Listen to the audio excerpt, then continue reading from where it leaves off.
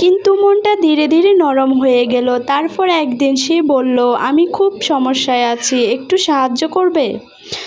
ফেসবুকে একদিন একটা ফ্রেন্ড রিকোয়েস্ট, প্রোফাইল পিক একদম হিরো টাইপ। আমি প্রথমে ইগনোর করলাম, কিন্তু ইনবক্সে মেসেজ, তোমাকে অনেক দিন ধরে পছন্দ করি। ভাবলাম আবারও নাটক শুরু, কিন্তু ছেলেটা একদম আলাদা, রেগুলার কথা, কেয়ার, এমনকি আমি খেয়েছি কি না তাও জিজ্ঞেস করে। একদিন বলল, আমি তোমাকে সিরিয়াসলি ভালোবাসি। আমি একটু ভয় পেয়ে গেলাম, কিন্তু মনটা ধীরে ধীরে নরম হয়ে গেল।